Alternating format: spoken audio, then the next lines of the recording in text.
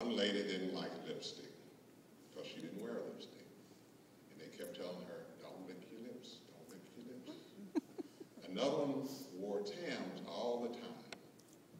And she had this red Tam on, a big red Tam. And she said, can I wear this Tam? And they said, no, we haven't had anybody to wear a hat on the show, so you'll have to go without the hat. But I have to have my Tam on. You can't wear the Tam. We're going to fix your hair. Our hairstylist will be in and we'll fix your hair and you'll look marvelous. So she asked another lady, would you go out and ask somebody if I can wear my Tam? She was determined to wear that Tam. And of course, I think the lady just closed the door and stood out there for a couple of seconds and came back and said, we were told that you cannot wear your Tam. So she said, well, if I can't wear this one, she went in her purse and got a small pink one. Can I put this one on? She was determined to wear a Tam, but they fixed her up and she was looking lovely. One of the things that happened on the show, you've seen it in the documentary, was that we would sing a lot, in jail and out of jail. Singing was a way of communication because we were segregated in the jail system.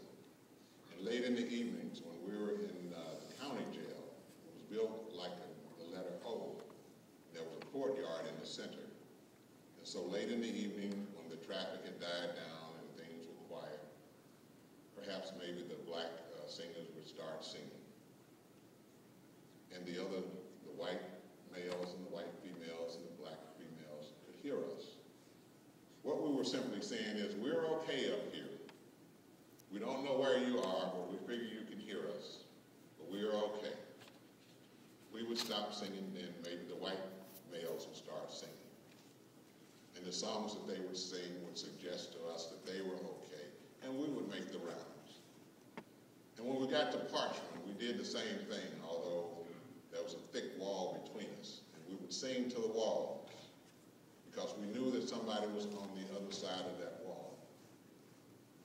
One of the songs that we would sing, and I want you to join me, long before we reached Parchment, when we were first arrested in Jackson, Mississippi, we tried to tell the authorities that we were not the only ones coming to Jackson, Mississippi.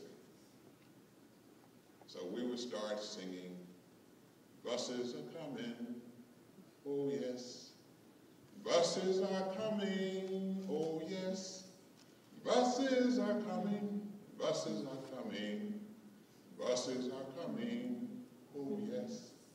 And we would sing that verse over and over, trying to get the point over, so the jailer would say, shut up all that noise, quit that singing.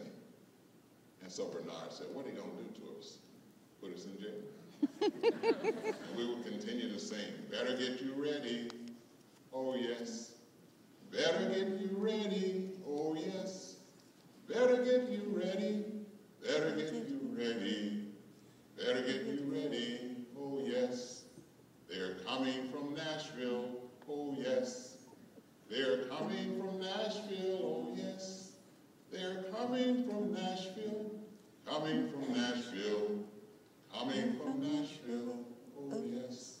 And we would name all the different cities that we thought people would come from. And that song would just go on and on and on.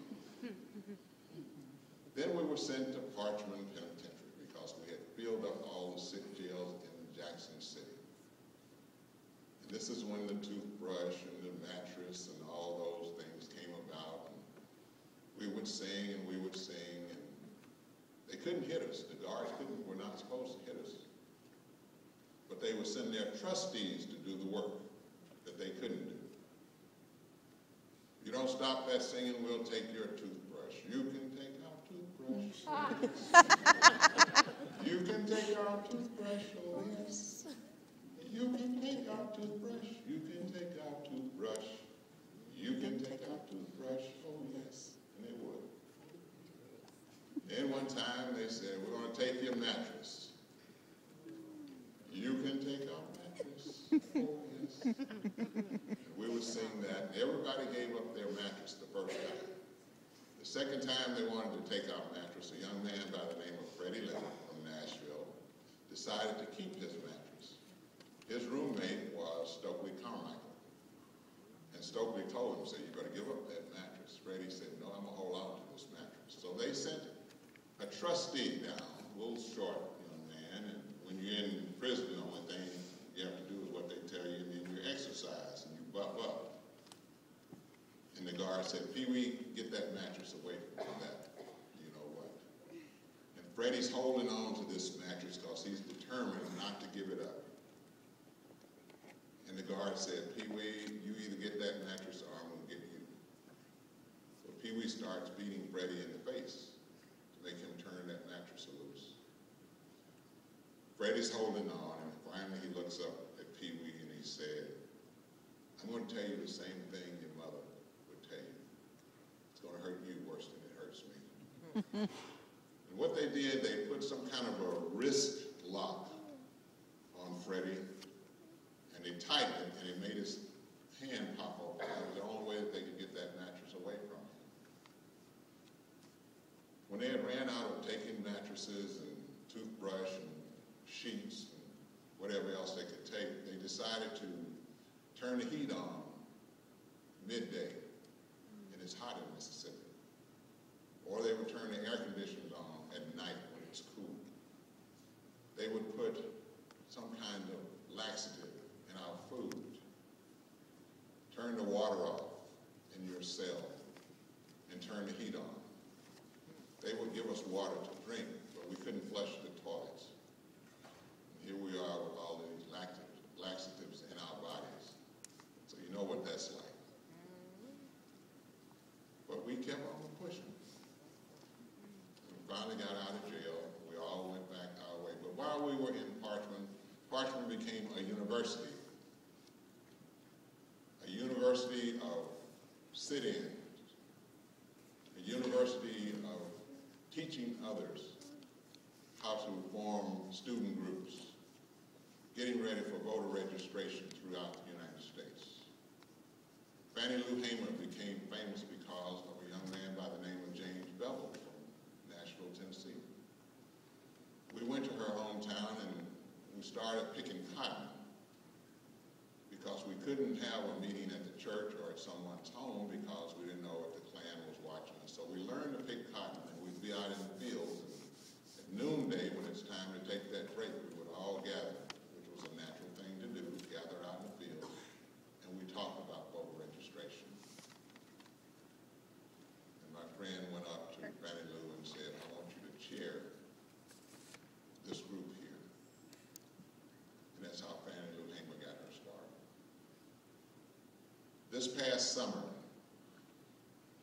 I was involved with retracing the Freedom Rides. And in retracing the Freedom Rides, I met 40 students from all over the United States. Dr. King talks about one day when black folks and white folks and Gentiles and Jews will get together and sing that song, Free at Last, Free at Last. I met 40 people, young students, who are going to make a difference in this world. Not just 40 white or 40 black, but the thing about them was that they were all different. They were black, white, rich, gay, lesbian, straight, middle class, poor. There were Asians, Africans, Native Americans, Indians, and those of European descent. Even transgender. They formed a committee, and I have to laugh about this sometimes. They formed a committee because on that trip we had camera people on the bus, writers on the bus, Pulitzer Prize writers on the bus, and 3 chase cars with equipment following that retracement of the Freedom Rides. one night, a young lady stood up and said, we're going to have a meeting of just the 40 students. We don't want any cameras, we don't want any reporters, we're putting you out. And that young lady is in the audience today. She didn't know I was going to do this. And I want to ask her to stand. Jayana Webster from Memphis, Tennessee, who will be graduating next year.